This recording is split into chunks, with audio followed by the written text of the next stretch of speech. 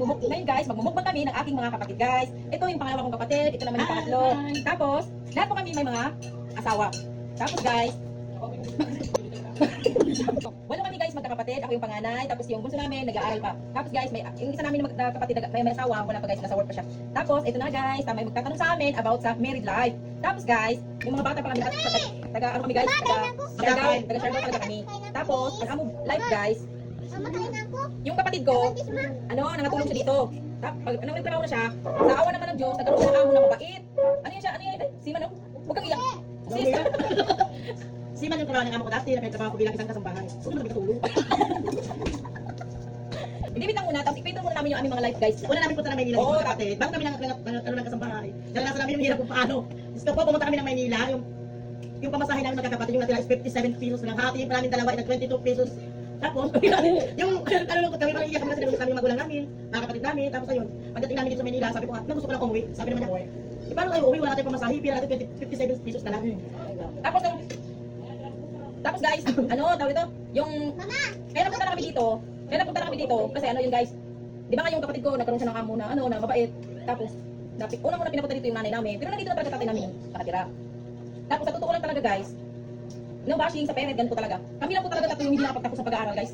Kasi, Yung hirap ng buhay. tapos sila naman, yung mga yung limang sila mga kapatid namin, yun na sila nakapagtapos sa pag-aaral. Ay, yung gusto pala namin guys, ano pa lang siya, Graduating ng criminology. tapos dito napunta kami ng Caloocan, tapos ng Upahan. Kaya yung mga nag-aano dyan guys, yung mga huwag kayong matakot mag-anipalad. Kung sa Bisaya pa anipalad guys, huwag kayong matakot. Hindi lahat sa buhay nagkaroon ng ang tawag doon, yung hadlok. Kung sa Bisaya pa. Try lang talaga guys. Paano mga tipong buhay na ganito? Tapos sa pag-aaral sila mga kapatid ko dito, yung pang-apat, pang-apat. Pang-apat, pang-lima, Ano nasa pang-anim, dito, fourth year high school dyan sa Camarines High School, tapos yung sumunod, grade 7, tapos yung sumunod, grade 4, napunta siya dito. Tapos yung isa naman kinder, yung isa hindi pa nag-aral. Yun, nasa upahan kami. Ang hirap, totoo talaga guys, mahirap din ang upahan guys. Yun talaga yung pero kinaya naman. Ayun nga. Tapos, ayun nga pala guys, tapos ito na, kailangan namin sa nag-asawa na kami. May kunting katanungan guys, yung kapatid ko kung about sa married life namin. Kaya, Yung unang tanong ay, ilang taon kayo nag-asawa? Ay ako? Mas gano'ng maaga? 18 years old.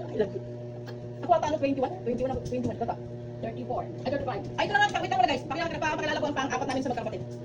May asawa na rin siya guys, tapos nag-work siya. Kaya ngayon karating lang. Ay, ganit, hi. Yan. Kumakalong po. Tapos, wait lang. So, yung next na tanong, ilan yung anak ninyo at ano ang idea na bilang ng anak na gusto ninyo sana in the future? Ako talaga, ang gusto ko talaga ang anak, puro lalaki. 4 ang anak ko. Pero, nagtatlong lalaki, isang babae. Yun lang, ang ganda lang siguro, kasi sabi nga natin, sa hirap ng buhay ngayon, kaya kailangan natin talaga practical. Tapos ako naman guys, sa anak ko. 17 years old na. Ako guys, 17 pa lang. Ilan yung ano mo, idea mo? Tapos, Ano yung favorite childhood memory ninyo na hanggang ngayon nag-asawa kayo, hindi niyo pa makalimutan? Ay, tapos. Malapas. Yung memory talaga napakarami. Alam mo bakit? Yung kabataan ko talaga, parang andun yung nakabibilang ka sa pinakamasayang parte ng buhay mo. Hindi naman natin sabihin natin na dumanas ka ng hirap, dumanas ka ng may naranasan mo rin naman na kung paano masaya sa buhay. Lalo na pag bata ka pa, lahat sa mga laro, na-achieve ko talaga ng ganun lahat. O kasi yung buhay sa probinsya guys. Lalo na Lalo kami lumaki. Lalo na pag yung parang simpleng buhay, Paano yung na-handle yung mga conflict, yung mga away sa isang relationship sa bilang mag-asawa? ako muna. Sa pag-aasawa naman, kailangan talaga may tiwala. Una-una sa pag-aasawa yung tiwala. Kaya kung wala kayo sa isa't isa ng tiwala, hindi tatagal ang relationship yun. At isa pa, sabi ka natin, kung mag-aaway man kayo bawat pag-asawa, lahat naman talaga tayo magdadaan tayo sa pag-aaway. Hindi naman sabihin na perfect na mag-aasawa eh, minsan nagmumurahan. Pero sabi nga natin, ang pag-aasawa, kailangan, kung mayroong mga problema, mga bagay na hindi, na alam nyo naman mabigat sa problema, pag-uusapan nyo. Alam kung may solusyon. Hindi naman ibibigay yan sa atin kung hindi natin kaya, di ba?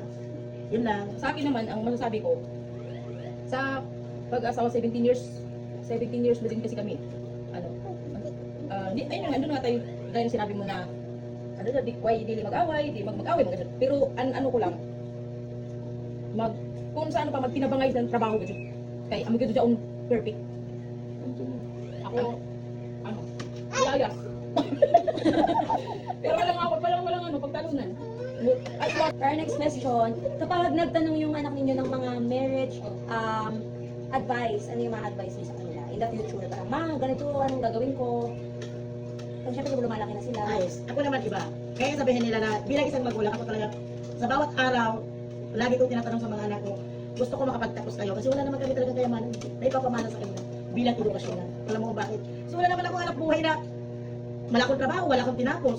Pero gusto ko makapagtapos sila kasi sabi ko nga, kahit wala akong pinag-aralan, nabibigay ko lahat ang pangangailangan nila. Gusto ko, kung sakali magkakaroon sila sarili ng pamilya, kung ano man ang ibinigay ko sa kanila, gusto ko ganun din ibibigay sa sarili nilang pamilya. Oo. Meron din yung akin. Meron din po sa akin.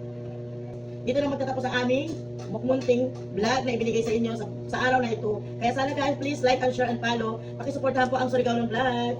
Bye!